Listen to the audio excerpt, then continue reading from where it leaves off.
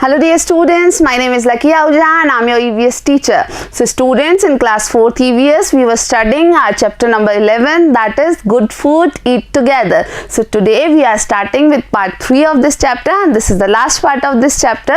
Let's discuss some more things about food. So we are now talking about a different kind of laddus and that is gal laddus. So what is gal laddu and how they are prepared, we are going to see all this in this part of the chapter. So laddus are of many kinds like bundi laddu, sattu or roasted chana, gram laddu, then til or sesame laddu, etc.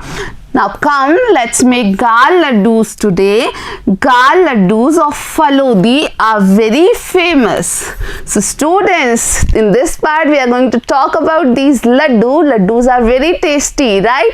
तो बच्चों यहाँ हम गाल लड्डुओं की बात कर रहे हैं. आपने अलग अलग तरीके के लड्डू खाए होंगे जैसे बूंदी के लड्डू, उसके अलावा सत्तू के लड्डू. सत्तू यानी कि जो चने को रोस्ट करके, चने की दाल को रोस्ट करके बनाए जाते हैं. उसके अलावा तिल के लड्डू बहुत ही टेस्टी होते हैं ना. सर्दी में आपने तिल के लड्डू जरूर खाए होंगे. तो बच्चों आज हम गाल लड्डू कैसे बनते हैं ये देखने जा रहे हैं.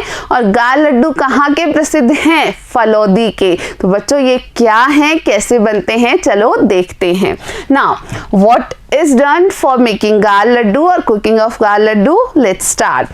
Wheat is soaked overnight due to which it swells up. तो सबसे पहले क्या किया जाता है, गेहूं को लिया जाता है और उसको पूरी रात भर भिगोकर रखा जाता है और रात भर भीगने के कारण गेहूं के जो दाने हैं वो फूल जाते हैं. Now then this swollen wheat is grinded to form a pulp and this pulp is then filtered through a cloth. The filtered pulp is called gal. तो बच्चों ये जो हमने गेहूं भिगोया था और जो कि सूज गया था, फूल गया था, अब उस गेहूं को क्या कर दिया जाता है, पीस दिया जाता है, उसका पल्प बना दिया जाता है और फिर वो जो पल्प बना है उसको एक कपड़े में से निकाला जाता है, छाना जाता है और वो जो छाना हुआ पल्प है गेहूं का उसी को क्या कहते हैं बच्चों, गाल कहते हैं. और इसलिए ये लड्डू क्या हैं, गाल लड्डू हैं. नाउ दिस गाल is roasted with ghee on low flame. अब ये जो गाल है जो हमने गेहूं से बनाया है इसको रोस्ट किया जाता है, इसको भूना जाता है, घी में भूना जाता है क्योंकि लड्डू तो घी में ही बनाए जाते हैं और बहुत देर तक धीमी आंच पर इस गाल को घी में भूना जाता है. So here is the picture of mother of this boy who is making gal laddus. So here is the picture. So these are the gal laddus which are prepared and she is preparing more gal laddus. तो बच्चों ये एक picture है जहाँ पर इस बच्चे की मम्मी बहुत सारे गाल लड्डू बना रही है और वो बहुत ध्यान से देख रहा है. Now when the color becomes light brown then mawa is added and it is further cooked till it becomes dark brown. क्या किया जाता है, जब उस गेहूं के गाल को भूना जा रहा है, जब वो हल्का भूरा हो जाता है यानी उसके रंग में परिवर्तन आने लगता है तब उसमें मावा मिला दिया जाता है और मावा मिलाने के बाद उसे तब तक भूना जाता है जब तक कि वो गहरा भूरा या डार्क ब्राउन ना हो जाए. Now this is spread to a huge plate and already prepared very hot sugar syrup is added to it. अब ये जो डार्क ब्राउन गाल तैयार हुआ है मावा मिलाने के बाद इसको एक बड़ी सी प्लेट पर फैलाया जाता है और तब इसमें बहुत गरम सी चीनी की सिरप डाली जाती है या चाशनी डाली जाती है और उस गाल में मिक्स कर दिया जाता है. Now round laddoos are made from this ready गाल. अब जो गाल में चीनी मिलाई गई यानी चाशनी मिलाई गई, अब वो मीठा भी हो गया है, अब उससे गोल गोल लड्डू बनाए जाते हैं. Now they do not gate spoiled till 1 to 2 days. Eat yourself and share it with others also. तो ये जो गाल लड्डू है ये 1-2 दिन तक बिल्कुल भी खराब नहीं होते हैं. तो आप भी इस तरीके से कोई भी लड्डू अपने घर पर अपनी मम्मी के साथ मिलकर बना सकते हैं और उनको अपने फ्रेंड्स से भी शेयर कर सकते हैं। Now in your home also different special foods like kheer, malpua etc. must be made on various festivals. Write the method of preparing any one of them. तो बच्चों आपके घर पे भी अलग अलग त्योहारों पर अलग अलग तरीके के पकवान बनते होंगे, जैसे हो सकता है कभी खीर, कभी मालपुआ या कोई विशेष प्रकार के लड्डू या और कोई मिठाई। तो अब आपको क्या करना है कि आपको अपनी मम्मी से बात करनी है और उनसे पूछना है कि ऐसी कौन सी खास मिठाई आपको बनाना आती है, और तब आपको उनमें से कोई भी एक मिठाई की रेसिपी मम्मी से पूछ के और पता करनी है। Now what we learned in this chapter was very interesting and we have finished this chapter. So we learned that community dining increase love, harmony and cooperation. तो हमने इस अध्याय में जाना सीखा कि मिलकर के सामुदायिक भोज करने के कारण हमारे बीच में प्रेम और संभाव बढ़ता है, हम और ज़्यादा मिलजुल करके एक दूसरे के साथ रहने के लिए तैयार होते हैं। Then next thing, there should be variety in food, यानी भोजन में विविधता होना चाहिए, अलग अलग तरीके की चीज़ें हमें खाना चाहिए। Next thing, on different occasions different delicacies are prepared, यानी अलग अलग तरीके के मौक़ों पर, अलग अलग त्योहारों पर अलग अलग प्रकार की भोज्य पदार्थ बनाए जाते हैं या अलग अलग पकवान बनाए जाते हैं। Then we learn that food should be clean, pure and fresh. तो हम जो खाना खाते हैं वो साफ होना चाहिए, शुद्ध होना चाहिए और ताज़ा होना चाहिए। So students, I hope that you will remember this thing. You will not anything which is unhygienic, which is stale और विच इज़ नॉट प्योर और विच इज़ नॉट फ्रेश। तो बच्चों आप ये ज़रूर याद रखेंगे कि आपको हमेशा साफ सुथरा, ताज़ा, शुद्ध खाना ही खाना चाहिए। Now we will go with some questions of this chapter. Let's start. Question number 1 is, how do we get to know that the food is spoiled? So how do we come to know that the food which is kept is spoiled or not? So answer is, we get to know that the food is spoiled through its foul smell and bad taste and looking at the fungus or any other organism growing on it. तो बच्चों इस chapter में पहला प्रश्न आपसे पूछा है कि हमें कैसे पता चलता है कि जो खाना हमें दिया गया है या जो रखा है वो अच्छा है या नहीं, या वो खराब हो गया है, इसका पता हमें कैसे चलता है। तो आपकी मम्मी को आपने कभी देखा होगा, वो जल्दी से पहचान जाती है कि खाना खराब हो गया है या नहीं हुआ है।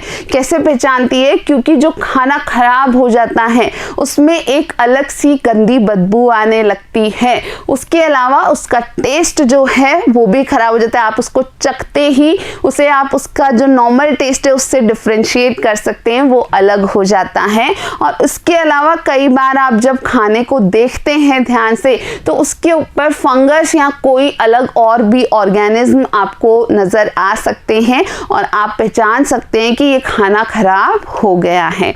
Now second question is, for food to be clean and pure, what care should we take? So we have learned about that we should take care of some things while making or cooking the food so that our food is pure and clean. So answer is, for food to be clean and pure, we should take care regarding cleaning of all the materials being used in making food, like utensils, knife, raw food items, vegetables, etc. So water to be used should also be clean and the cook's hand should be properly washed and clean. तो बच्चों यहाँ पूछा है आपसे कि आपको क्या करना चाहिए कि जो आपका भोजन है, जो आप खाएंगे, जिसे आप बना रहे हैं, वो शुद्ध हो और वो साफ सुथरा हो। तो आपको क्या ध्यान रखना चाहिए? तो हमने बात की थी ना हमारे चैप्टर में कि कई सारी चीज़ों का हमें ध्यान रखना चाहिए,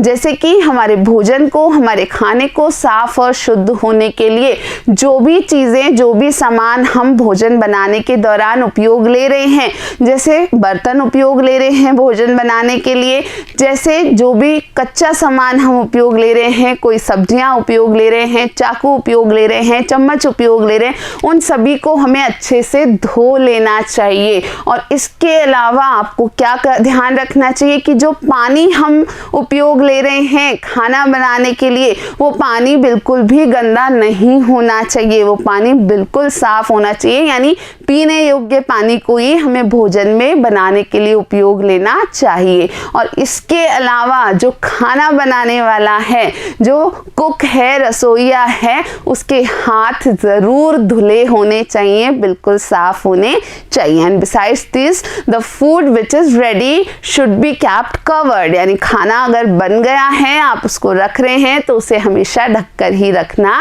चाहिए। Now next question is, in community dining what work do people do together?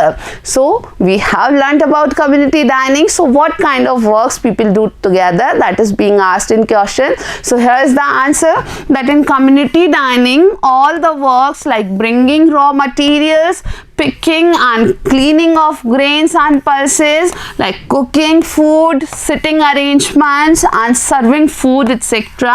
are done together. तो बच्चों यहाँ इस प्रश्न में पूछा है कि जो सामुदायिक भोज होते हैं, जो गोठ होते हैं, उनमें कौन कौन से काम लोग मिलजुल कर करते हैं। तो आप जानते हैं कि उनमें लगभग सारा काम लोग मिलजुल कर के साथ साथ करते हैं। जैसे किसी भी कम्युनिटी डाइनिंग में या सामुदायिक भोज में जो सामान लाया जाता है वो मिलजुल कर लाया जाता है, यानी उन पर जो पैसे खर्च होते हैं वो सब आपस में बांट लेते हैं। तो सामान लाने का काम भी सब मिलजुल कर करते हैं, कुछ लोग कोई सामान लाते हैं, कुछ लोग दूसरा सामान लाते हैं। इसी प्रकार जो कुकिंग का काम है वो भी सब मिलजुल करके करते हैं। कोई है आटा लगाता है, कोई दालें साफ करता है, कोई हमने देखा था ना कपिला की स्टोरी में कि कोई दाल साफ कर रहा था, कोई चूरमा बना रहा था, कोई बाटी के लिए आटा लगा रहा था। तो इस प्रकार सारे काम मिलजुल करके करते हैं। और इसी तरीके से बैठने की व्यवस्था भी सब मिलजुल करके ही करते हैं, साफ सफाई की व्यवस्था भी मिलजुल करके ही करते हैं। Then the next question is, fill in the blank is cooked in Mewar on Haryali Amavasya and blank is made in Marwar. So this question actually asks that what is cooked in Mewar on Haryali Amavasya and what is cooked on the same day in Marwar. So we have learned that in our part where we were talking about interaction of three different individuals who were from three different parts of the state. So answer is that Malpua is cooked in Mewar on Haryali Amavasya while Kheet is cooked in Marwar on the same day. तो बच्चों इस चौथे प्रश्न में आपको पूछा गया है, खाली स्थान दिया गया और पूछा गया है कि क्या बनाया जाता है हरियाली अमावस्या को मेवाड़ में, और फिर दूसरे खाली स्थान में पूछा गया है कि उसी दिन मारवाड़ में क्या बनाया जाता है। तो बच्चों हमने देखा था ना ये कि तीन लोग आपस में बात कर रहे थे और उनमें से एक मारवाड़ से थे, एक मेवाड़ से थे और एक जयपुर से।